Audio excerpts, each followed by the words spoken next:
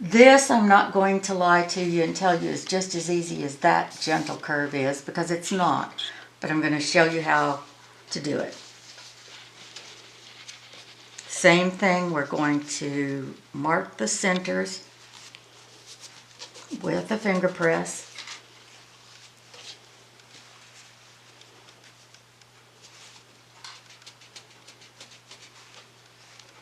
And as I said, the outside curve always goes on the bottom. This is the way this is going to match up. So this edge goes to this edge. And again, I want to match up the straight edge and that corner and pin it.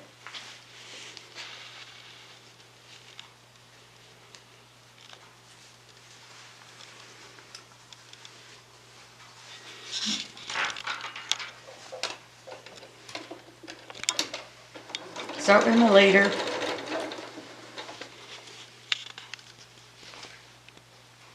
And stitch the very beginning of this seam right up to the needle. Pin. Pull out that pin and now match up the centers.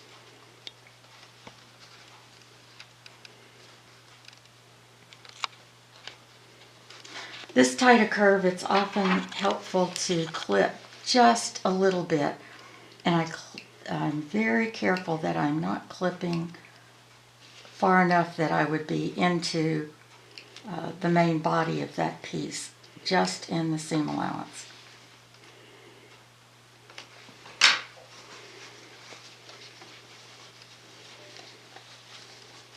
Matching now only what I need to, which is right in front of the needle. Purple thing, very helpful.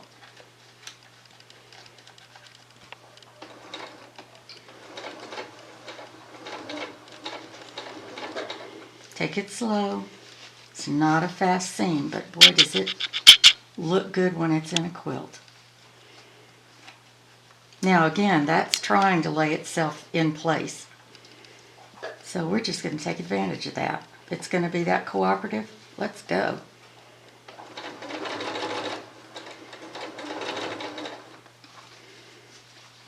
On these tighter curves, you're more likely to get your little puckers going, but remember, you just press them off in that direction because they're only on that top layer.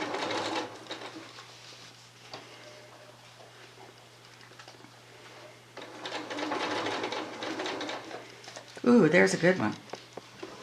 Needle down, press your foot up, and smooth that out. Match the edges and go for it. I'm going to sew all the way to the pin and pull it out. And then we're going to match up the straight edges and that corner and pin.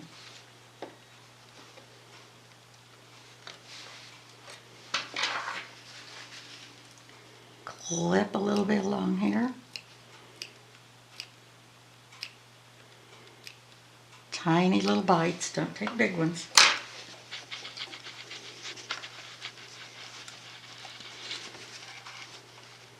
And match up the edges.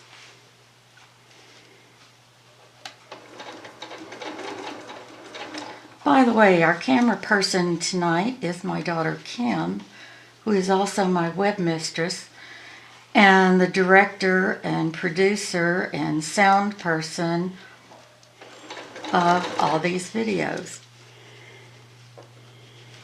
Hi, Kim. Hello. Look at that go in there. Isn't that beautiful?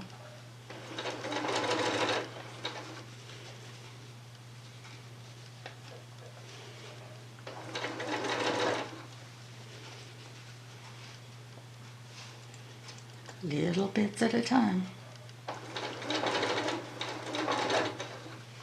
Okay, now we've got a big pleat wanting to happen here. press her foot up and work at it.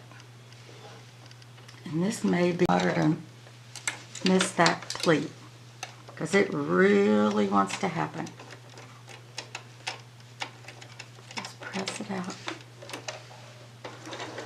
We'll see if we manage to miss it.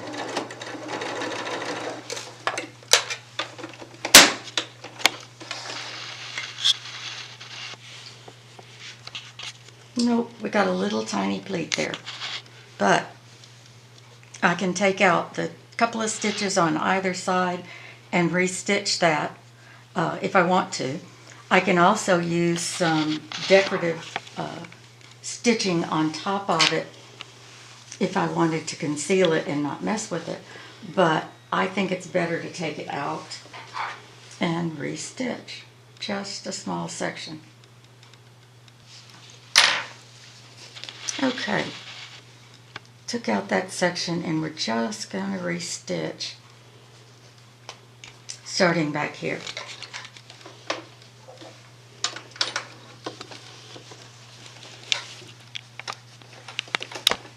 As I said, these are not particularly easy seams, but they just add so much to your quilt that they are worth the effort.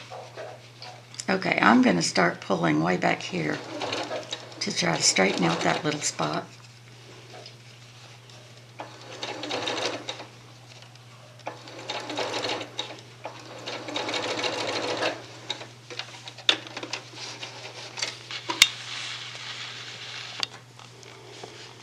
Okay, we got rid of the pucker. That wasn't so bad.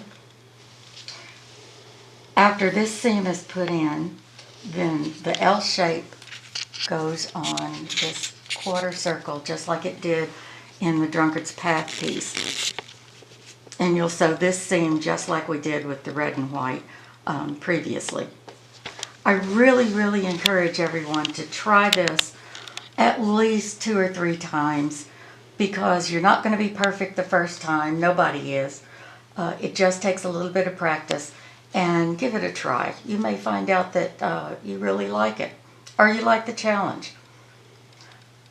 There are some,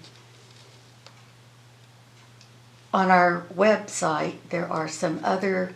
On our YouTube channel. On our YouTube channel, excuse me.